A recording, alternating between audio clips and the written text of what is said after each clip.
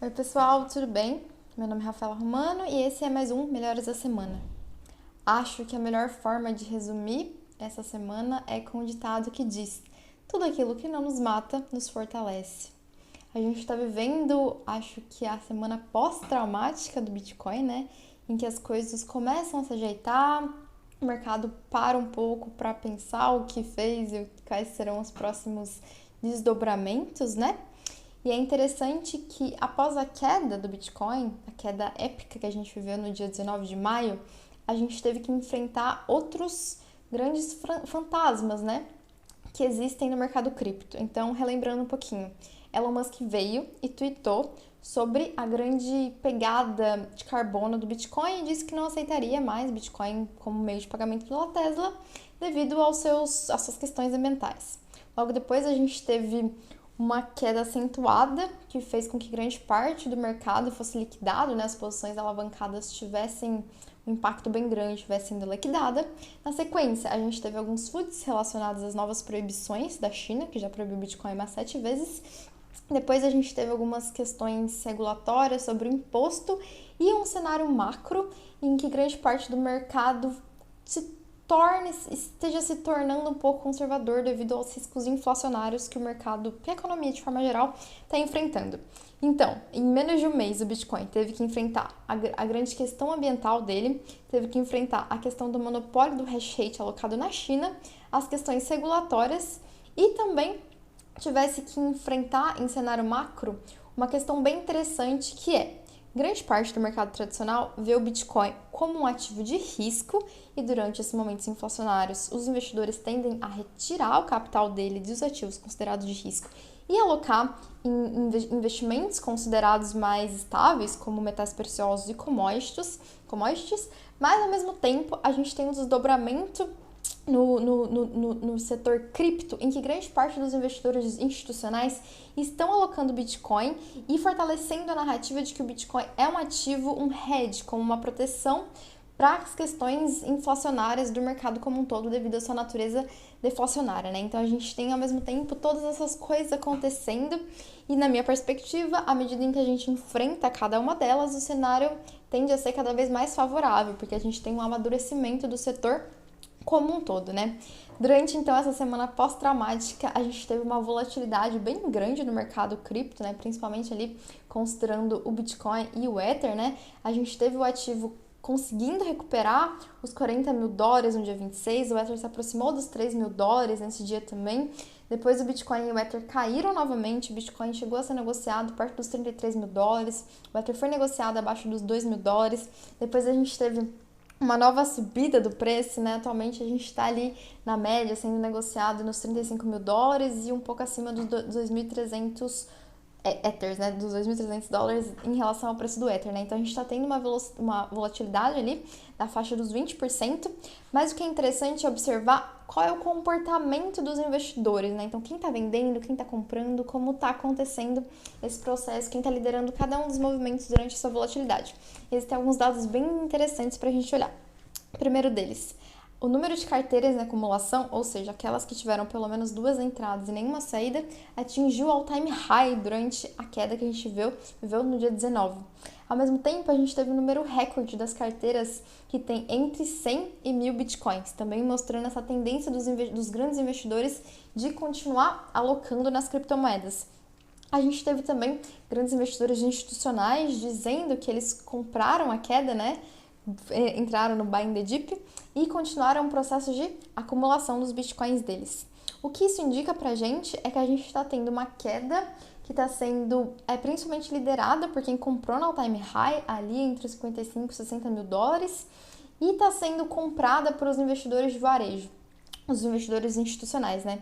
É interessante pensar que à medida em que a gente tem maior alocação dos investidores tradicionais do mercado tradicional, ou seja, aqueles fundos de pensão, né? A gente tem um comportamento um pouco diferente, porque esses investidores estão focados em longuíssimo prazo, né? Por exemplo, para a aposentadoria dos seus respectivos investidores, né? Então, eles estão focados no Bitcoin enquanto investimento entre gerações e eles não vão vender quando a gente tem uma queda uma queda grande ali, mas uma queda do preço, né? Enquanto os fundamentos em si não mudarem, esses investidores tendem a continuar alocando e acreditando no Bitcoin no longo prazo, né? Em relação ao mercado do resto, né, do mercado de criptomoedas, a gente teve alguns anúncios, algumas questões interessantes, né? A gente considerar maio inteiro, a gente tem algumas criptomoedas que conseguiram subir mais de 1000%, mas acho que durante a semana a criptomoeda que realmente ganhou destaque no mercado é a Polygon, né? A Matic, que é uma solução de segunda camada do Ether, né? Então ela tende a fornecer algumas pontes para que os investidores de DeFi consigam fazer transações mais baratas e mais rápidas, né? Quando a gente teve esse processo de queda do preço, né, do Bitcoin no dia 19 de maio, a gente teve algumas transações de Ether que chegaram a $1.700, né? O que torna completamente inviável fazer transações durante esse período. Então, a Polygon é uma das soluções de segunda camada que tendem a resolver esse problema. A gente teve também o número de usuários em DEX, né, nas exchanges descentralizadas, atingindo pela primeira vez a marca de 1 milhão de usuários. E a gente teve também o Internet Computer, que é um token que acabou de ser lançado, que tem como objetivo prover uma nova internet, digamos assim, recebendo um funding de 1 bilhão, né? Então, assim, realmente a gente tem um processo de aceleramento também dos desenvolvimentos tecnológicos do mercado de altcoin. Em relação aos institucionais, a gente teve o Khal Ik-han, que é um ex-assessor, né, um ex-conselheiro do Trump, anunciando que provavelmente ele vai entrar e ele não vai comprar pouco, entre 1 e 1,5 bilhão em criptomoedas. Ele não elogiou só o Bitcoin, ele elogiou bastante o Ether, né? A gente não sabe exatamente em que vai ter essa alocação, mas a gente espera uma alocação bem grande aí, vindo desse investidor.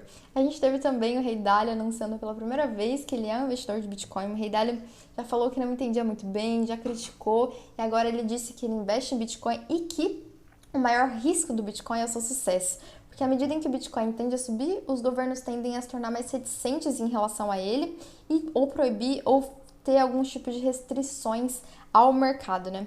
A gente teve também a Globant, que é uma empresa gigante assim, de software argentina, anunciando também a alocação em relação ao mercado de criptomoedas, né?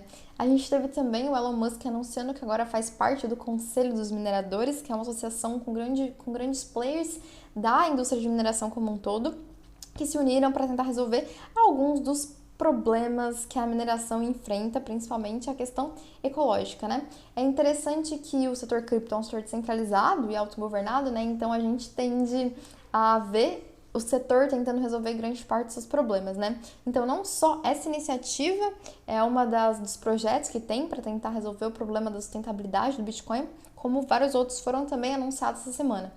Eu acho que o mais interessante é o EBTC, que é o Eco Bitcoin, né?